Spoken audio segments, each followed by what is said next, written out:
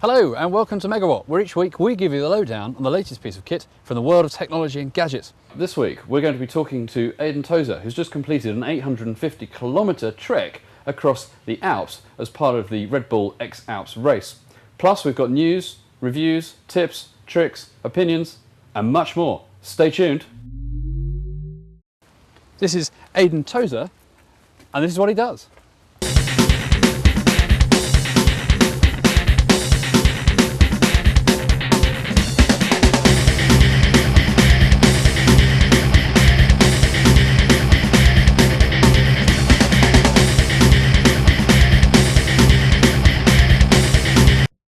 So Aidon, can you tell us a bit about the race first?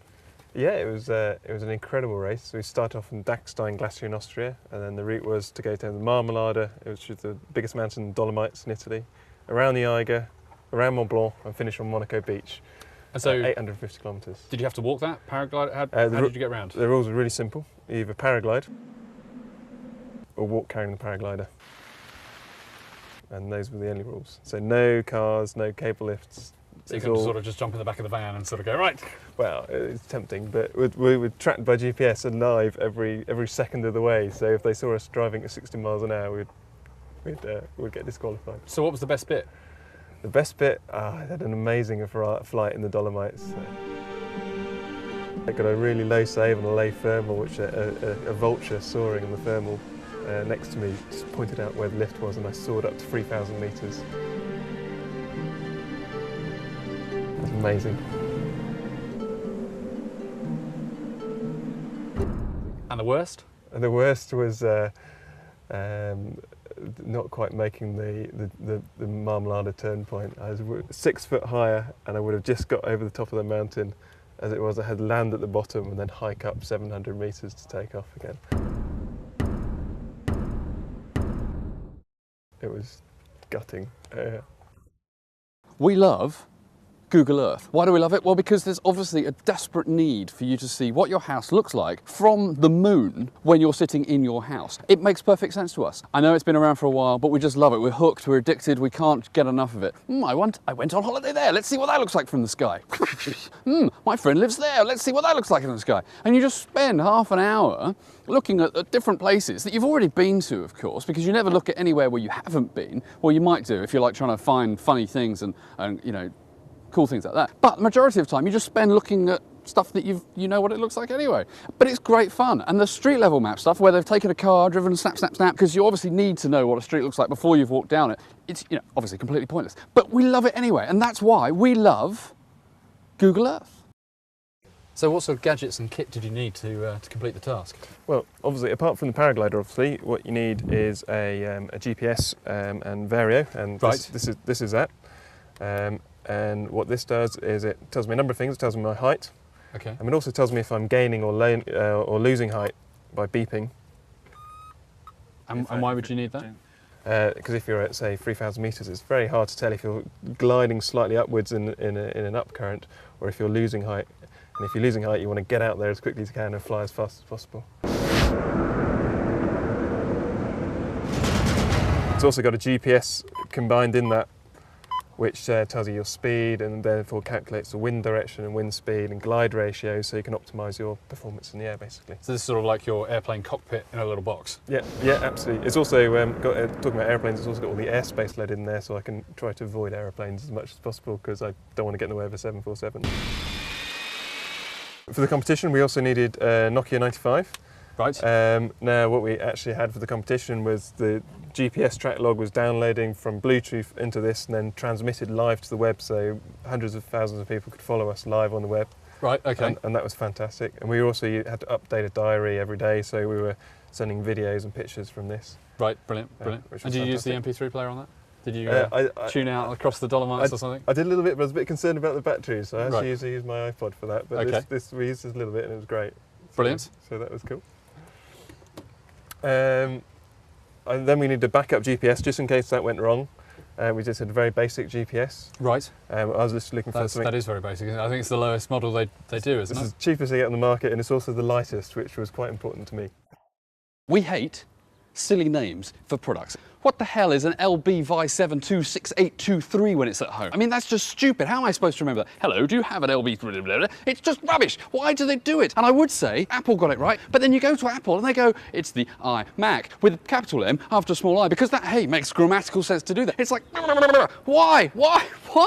And it's just mad. And that's why we hate stupid product names. So is that a heart rate monitor? Yeah, that's right. That's connected to my Sunto watch. And the idea of that was obviously you'd wear the heart rate monitor, and then I could monitor how many calories I was burning, what my heart rate was, to try and get the maximum out of my running performance. Now, when polar explorers, they've always been told they've got to eat like loads of butter and really fatten up because they're burning thousands and thousands. Was that the same with you as well? I could eat as much chocolate as I wanted. It was great. Yeah. That must have been brilliant. Chocolate, energy biscuits, ice cream. I could eat anything I liked as long as I ate a lot. So also, how many calories were you sort of going through a day? I was going through, I think, about 10, 12,000, something like that. Wow. I didn't have it on all the time, so I'm not entirely sure, to be honest, but plenty. Plenty. Excellent. And what else have we got? For safety, what I carried around when things were getting dicey, I carried around an EPIRB, which is an emergency personal beacon. Right. And that's pretty cool. It's quite useful if you're in the mountain, if you're in trouble.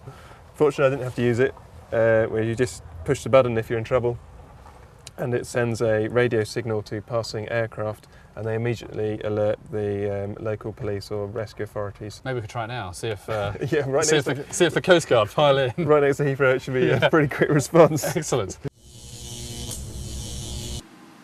One of the gadgets Aidon Toase used when he was doing his X-Alps race across the Alps was the Sunto X6. It's like the adventure watch of adventure watches. Well, not wanting to be outdone here at Megawhat, we decided to phone Sunto and see what toys they could send us. The response was the Sunto X9. Yes, even better than the X6 that Aidon's got.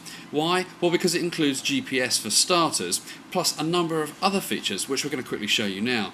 One of the main ones is that it has an activity mode which allows you to, if I just get this up, which basically allows you to use the GPS to see the actual speed that you're running or flying or cycling, and the distance you've covered, a number of other things like average speeds and what have you.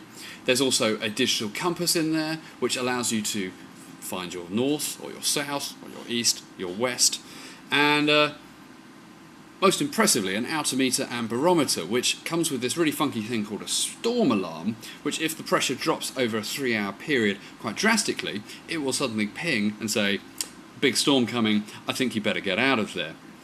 Overall, it's a fantastic watch. It's, as we said, £350 worth of watch, and for the adventurer that's about to go to the outward bounds of this world, would probably do well to check into this. If you're going to be jogging around Hyde Park, it's probably a bit excessive, but nonetheless, it's still a pretty cool gadget to show in the pub.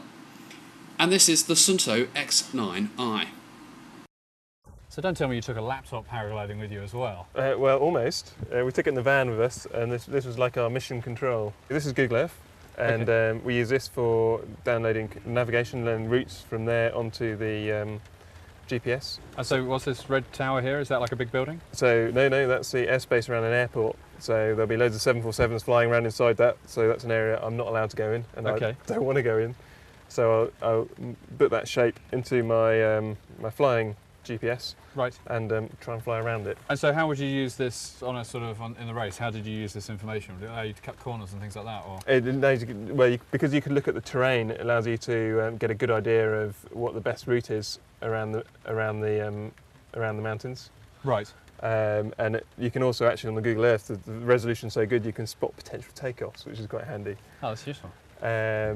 But mainly it was just then you'd plot a route on that and then download it onto the GPS. And so was all this allowed, all this tech and info was allowed during the race, or is this sort of secret that you've No, I think most people had a pretty similar setup. Right, okay, excellent. So, well, thanks very much, Aidon. Is there any sort of tips and tricks that we need to give away?